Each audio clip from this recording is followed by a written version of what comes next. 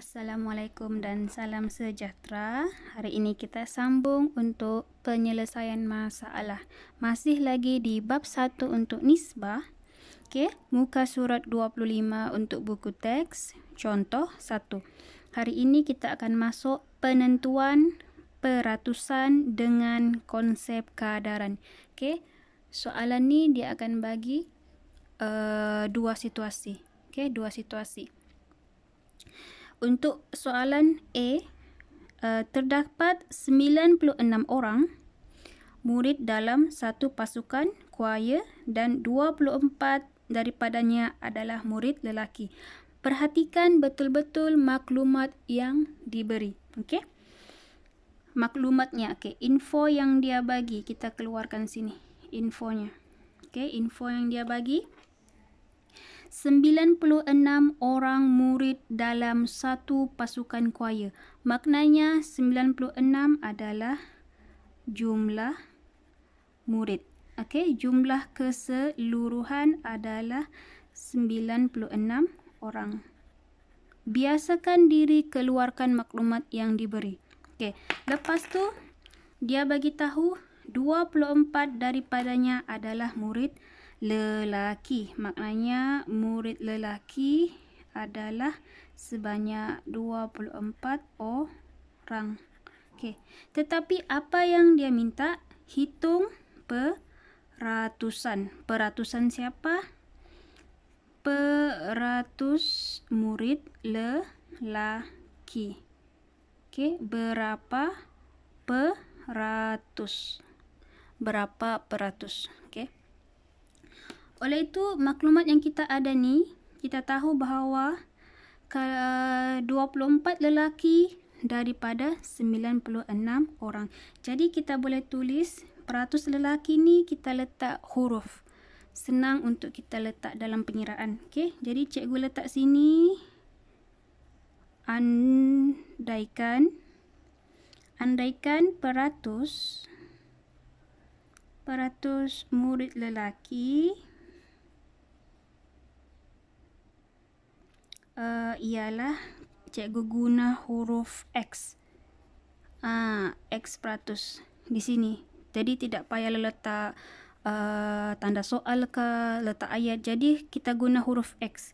Okey, andaikan peratus murid lelaki ialah X peratus lah. X peratus. Ini kita akan guna. Jadi maklumat yang kita tahu lelaki berapa orang? Okey. Bilangan murid lelaki. Bilangan murid lelaki daripada jumlah murid. Okay. Bilangan murid lelaki daripada jumlah murid adalah sama juga dengan bilangan peratus. Berapa peratus pelajar? Contohnya di sini kita letak X daripada 100. Sebab peratus kan mestilah bahagi 100. X peratus kita ubah menjadi X bahagi 100. Okey, bilangan murid lelaki diberi 24 orang. Jadi sini kita 24 per jumlah murid. Jumlah murid yang diberi adalah 96. 96 adalah sama juga dengan X per 100. Okey, 24 adalah bilangan murid lelaki daripada 96 jumlah murid keseluruhan adalah sama juga dengan peratus murid lelaki yang kita hendak cari. Okey. Bila dapat begini, kita mau cari huruf X kan? Kita buat darab silang. Darab silang lah. Silang kan? Darab silang. Jadi 24 darab dengan 100, kita akan dapat 24 darab dengan 100. Sebelah sini 96X. Okey. 96X. Kalau kamu ubah pun kedudukan pun boleh, tidak ada masalah. Kalau kamu letak sini 96X sama dengan 24 darab dengan 100, benda yang sama. Yang penting sama-sama kamu bawa. Semua ni sebelah pergi kiri, yang sebelah kiri semua pergi kanan. Okey? Berubah tempat, tidak ada masalah. Jangan bawa satu-satu, bawa semua sekali. Okey, jadi ini 96X sebelah kiri sudah. Jadi kita mau cari huruf X kan? X sama dengan, yang ini selesaikan, dapat 240. 96. Di sini kan darab, bila kita bawa ke sebelah, dia akan jadi bahagi 96. Okay. Jadi tekan kalkulator, 240 bahagi 96, kita akan dapat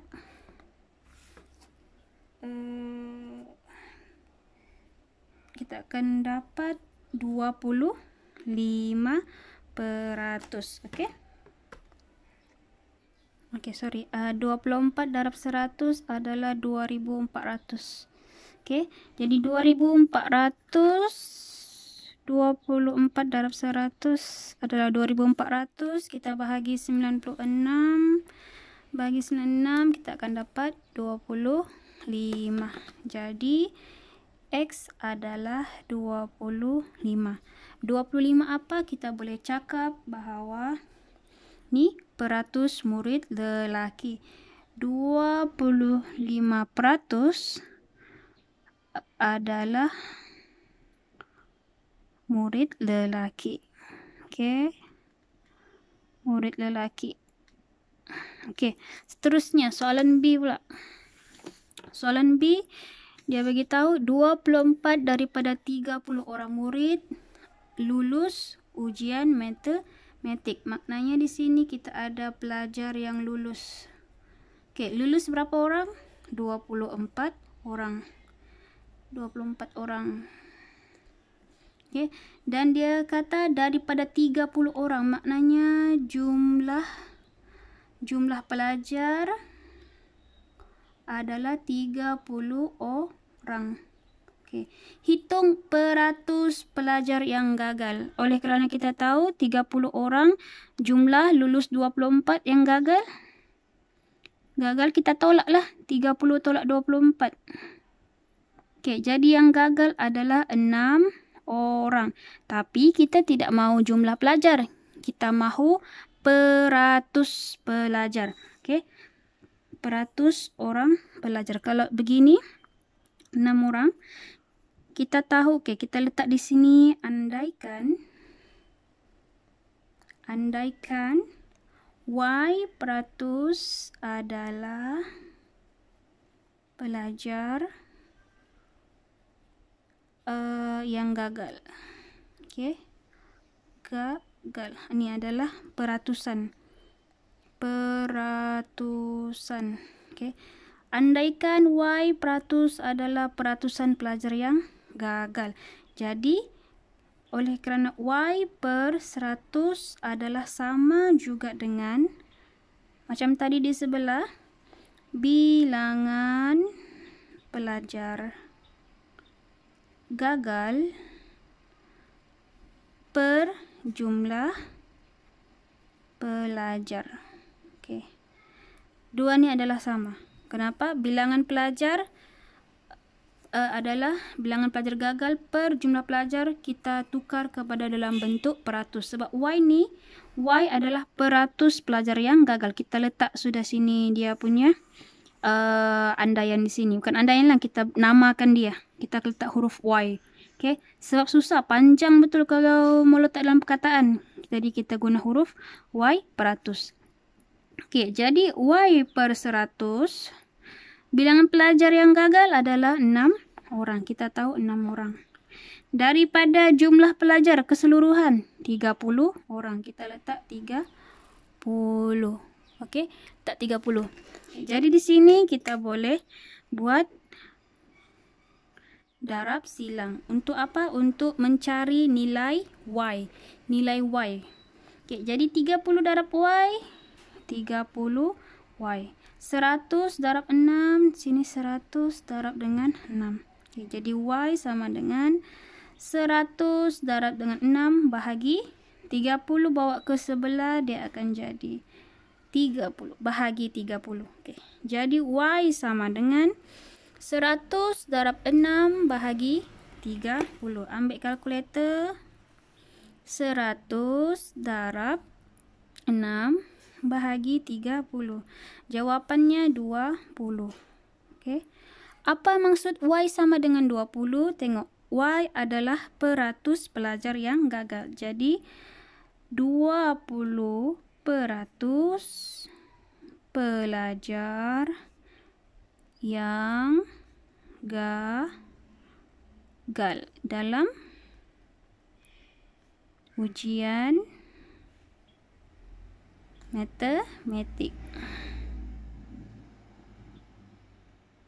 Okey. Selesai. Okey.